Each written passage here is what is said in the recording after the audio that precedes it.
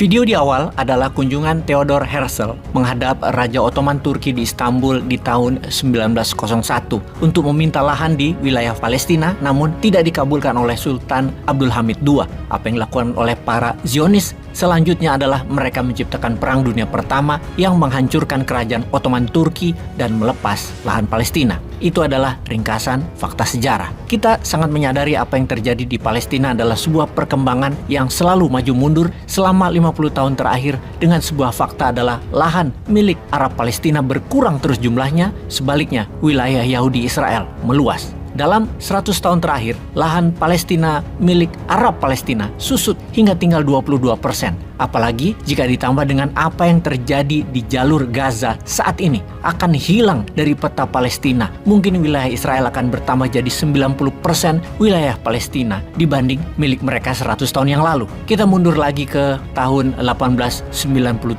di mana kaum Yahudi merasa sudah tidak tahan lagi ditindas, diludahi, dilempar batu, dimanapun mereka berada. Untuk itu, mereka akhirnya membuat kongres Yahudi pertama kali di dunia, yaitu The First World Congress of Zionists. Rencana awalnya di kota Munich, namun Yahudi Jerman menolak keras karena bisa berimbas pada kehidupan mereka sehari-hari nantinya. Acara pun pindah ke Basel, Switzerland, dengan menghadirkan 200 tokoh Yahudi ditambah ratusan pemerhati diaspora Yahudi dari seluruh penjuru dunia.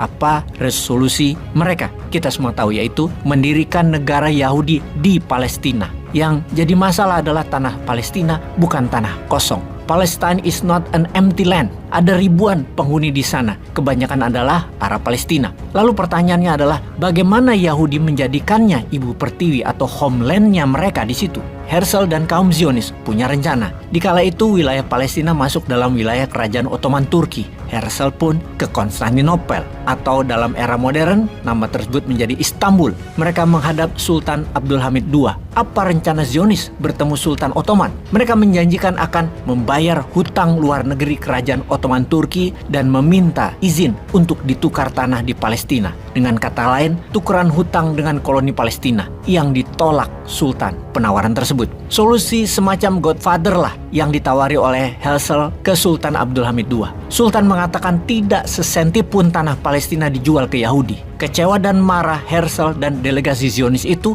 mereka pun melakukan plan B. Apa itu plan B-nya mereka? Secara individu, para orang kaya Yahudi mulai membeli lahan-lahan di wilayah Palestina sedikit demi sedikit. Dan mulailah migrasi kaum Yahudi pertama di tahun 1905 yang dilanjutkan dengan membangun lahan pertanian di wilayah yang mereka beli tersebut. Di sini Arab Palestina sudah merasakan bahwa kehadiran Yahudi bukan untuk tinggal bersama, tetapi untuk memerintah, untuk mengatur, atau menjadi the ruler, sang pengendali. Misalnya ketika pertanian dibangun, tidak ada orang Arab yang bekerja untuk para Jewish settler tersebut. Semua impor, semuanya pendatang dari diaspora Yahudi. Yahudi terus membangun pusat perdagangan, pusat perekonomian, dan wilayah permukiman di Tel Aviv di tahun 1909. Mereka tidak membangun gedung atau apapun mirip dengan budaya Arab yang saat itu hidup di sana. Mereka membangun dengan model Eropa. Sebagai catatan, kita semua tahu bahwa kaum Yahudi di Eropa dan di Amerika di abad 19 dan abad 20 adalah penguasa ekonomi. Merekalah yang membeli lahan-lahan dan membangun permukiman Israel di Palestina.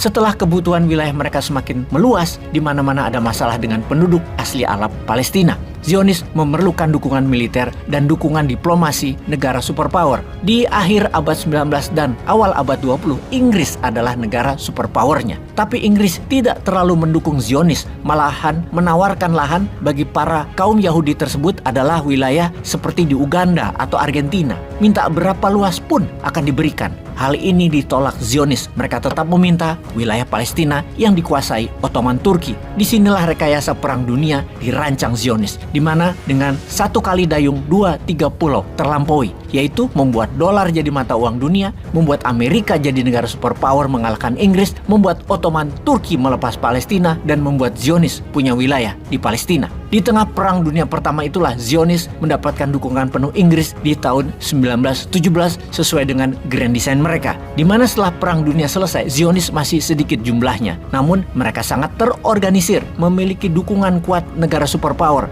dan memiliki uang banyak. maka migrasi besar-besaran pun datang ke wilayah Palestina. Kali ini Israel tidak membeli lahan lagi, tapi tinggal mematok kafling. Karena penguasa Ottoman Turki sudah tidak ada lagi. Warga Arab tinggal diusir-usir saja pakai perlindungan tentara Inggris. Bahkan kemudian Zionis menciptakan paramiliter, Haganah, yaitu The Jew Military Organization di tahun 1920.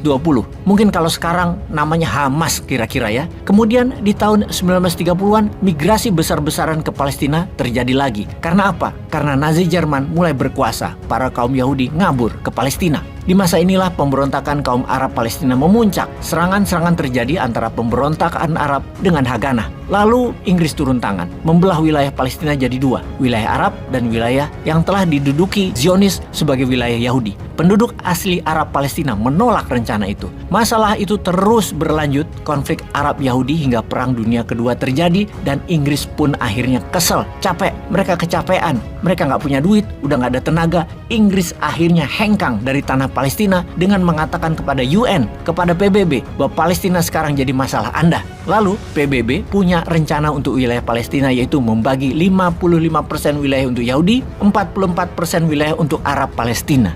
Loh, kalau dijumlahnya 99%, lalu yang 1%? Yang 1% adalah wilayah Yerusalem, yang mana wilayah itu dikendalikan oleh PBB, pihak netral.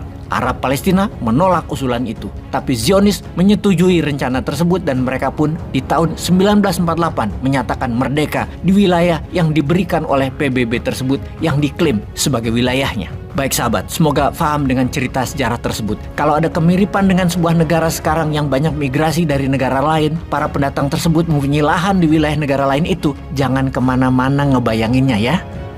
Peace.